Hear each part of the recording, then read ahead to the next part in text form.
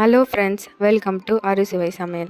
இன்றைக்கி நம்ம அறுசுவை சமையலில் எப்பவும் செய்கிற சேமியா உப்புமா இல்லாமல் ஒரு டிஃப்ரெண்ட்டான சேமியா பிரியாணி எப்படி செய்கிறதுன்னு பார்க்கலாம். இது கிட்ஸுக்கு ரொம்பவே ஃபேவரட்டான ரெசிபி. இதை லஞ்ச் பாக்ஸாகவே நீங்கள் பேக் பண்ணி கொடுக்கலாம். அதுக்கு ஃபஸ்ட்டு கடாயில் 5 டீஸ்பூன் எண்ணெய் சேர்த்துட்டு ஒரு பச்சை மிளகா, ஒரு 2 கொத்து கருவேப்பிலை சேர்த்துட்டு அது பொரிஞ்ச உடனே 2 மீடியம் சைஸ் ஆனியன் சேர்த்துக்கலாம்.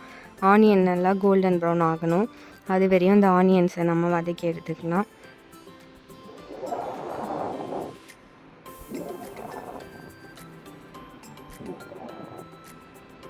இப்போ அது கூட ஒரு 2 டீஸ்பூன் இஞ்சி பூண்டு பேஸ்ட் சேர்த்துக்கோங்க. அது வீடியோவில் ஸ்கிப் ஆயிடுச்சு.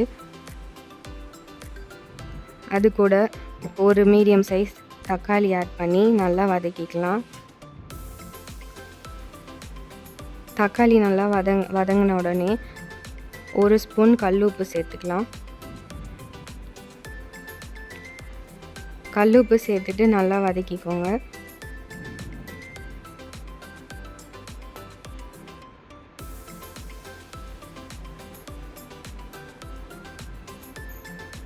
இப்போ இது கூட ஒரு கை புதினா சேர்த்துக்கலாம்.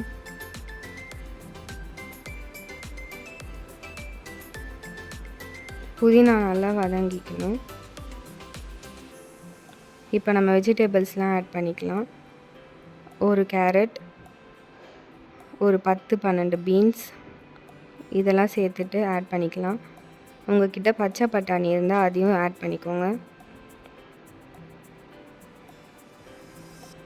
வெஜிடபிள்ஸ் சேர்த்தோடனே ஒரு 5 மினிட்ஸ் வதக்கிக்கோங்க. இப்போ அது கூட ஒரு ஸ்பூன் மிளகாய்த்தூள், 1/2 டீஸ்பூன் கரம் மசாலா, 1/2 டீஸ்பூன் மஞ்சள் தூள் சேர்த்து இதையும் நல்லா வதக்கிக்கோங்க.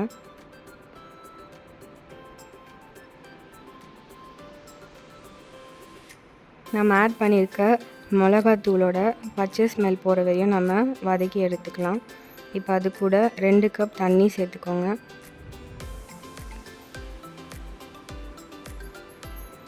இப்போ நம்ம ஆட் பண்ணியிருக்க வெஜிடபிள்ஸ் பாயில் ஆகி வர வரையும் நம்ம அதை பாயில் பண்ணணும்.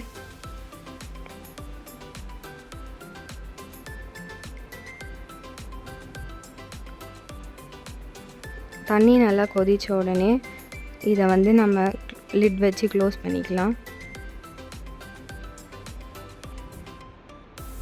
இப்போ ஒரு 10 மினிட்ஸ் கழித்து பார்த்தீங்கன்னா எல்லா வெஜிடபிள்ஸும் வெந்திருக்கணும். வெஜிடபிள்ஸ் வெந்துருச்சான்னு செக் பண்ணி பார்த்துக்கோங்க.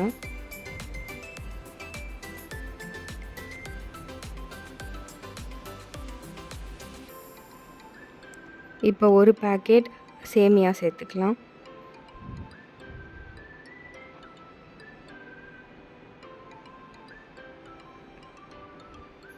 சேமியா சேர்த்துட்டு நல்லா மிக்ஸ் பண்ணிக்கோங்க.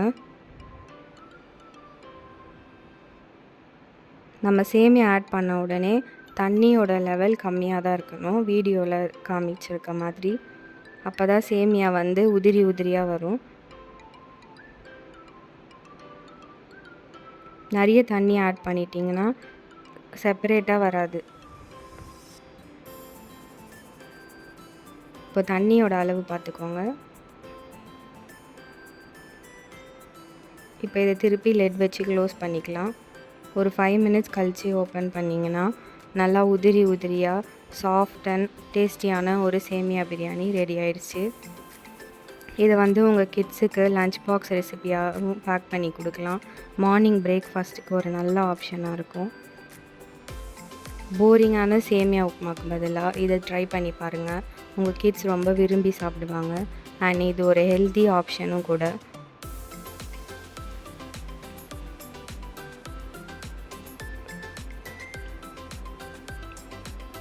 ஸோ பார்க்கவே கலர்ஃபுல்லாக ஃபில்லிங்காக இருக்கும் இந்த ரெசிபி. ஸோ இதை ட்ரை பண்ணி பாருங்கள்.